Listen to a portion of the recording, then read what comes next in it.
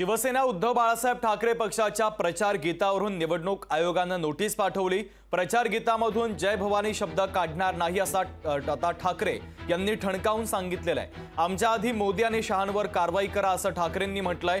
मोदी शहा देवाच्या नावानं मत मागतात, कारवाई का नाही असा सवाल त्यांनी आयोगाला उपस्थित केलाय। शब्द काढणार नाही, कोर्टामध्ये लढाई लढण्यास तयार असल्याचं देखील आता उद्धव ठाकरे यांनी म्हटलेलं आहे।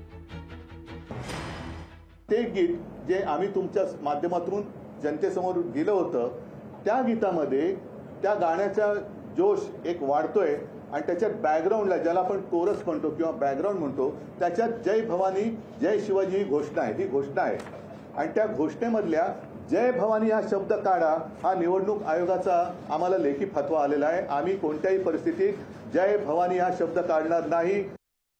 पंतप्रधान असं म्हणालेले आहेत की बजरंगबली की जय बोलून तुम्ही बटन दाबा।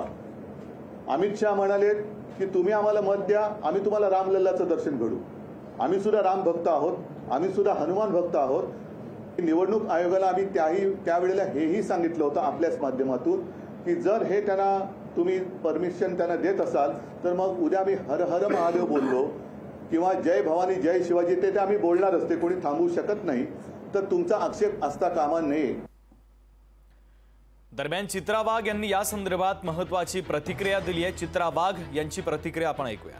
उद्धव ठाकरेंना निवडणूक आयोग काय उत्तर द्यायचं ते देईलच, पण सर्वसामान्यपणे जनता जो विचार करते की जेव्हापासून उद्धवजींनी हिंदुत्व सोडून दिलंय तेव्हापासून परम पवित्र असा जय भवानी शब्द उच्चारण्याची त्यांची लायकी राहिली नसावी असं सर्वसामान्यांना वाटतंय। संदर्भात महायुतीचे उमेदवार राहुल शेवाळे यांच्यासोबत संवाद साधला आमच्या प्रतिनिधी ज्योत्सना गंगणे यांनी। पाहूया। दक्षिण मध्य मुंबईतील महायुतीचे खासदार आणि त्याचबरोबर विद्यमान खासदार राहुल शेवाळे आपल्या सोबत आहेत। सर, काय सांगाल आज ज्या प्रकारे उद्धव ठाकरे यांनी पत्रकार परिषद घेतली आणि लोकांना पण त्यांनी सांगितलं की त्यांना निवडणूक आयोगाकडून एक पत्र आलेलं आहे ज्याच्यामध्ये त्यांच्या मशाली चिन्हामध्ये जे थीम सॉन्ग बनवले त्याच्यासाठी जो हिंदू आणि भवानी हा शब्द वापरण्यात आलेला आहे तो शब्द हटवण्याचं निवडणूक आयोगाने त्यांना सूचना दिलेल्या आहेत। निवडणूक आयोग ही स्वतंत्र यंत्रणा आहे आणि आचारसंहितेचा कोणी भंग करत असेल तर निवडणूक आयोग कारवाई करते। तर ते कारवाई त्या अनुषंगाने त्यांनी ती नोटीस इश्यू केली असेल तर त्याला त्यांनी उत्तर द्यायला पाहिजे। सर, जय भवानी जय शिवाजी हा नारा तर जो आहे तो महाविकास आघाडीचा असो किंवा महायुतीचे सभा असो, हा नारा प्रत्येक ठिकाणी लागतो। तो आमच्या थीम सॉन्गमध्ये वापरला, खास करून उद्धव ठाकरेंच्या थीम सॉन्गमध्ये वापरला म्हणून त्याला विरोध केलाय असा उद्धव ठाकरेंचा आरोप आहे। बघा, आम्ही कोणी आक्षेप घेतलेला नाही, निवडणूक आयोगाने घेतलेला आहे। शेवटी ह्या देशात लोकशाही प्रक्रिया आहे, संविधान आहे। नेहमी ते संविधानाचा उल्लेख करतात, संविधान धोक्यात आहे बोलतात आणि संविधान बदलणार बोलतात।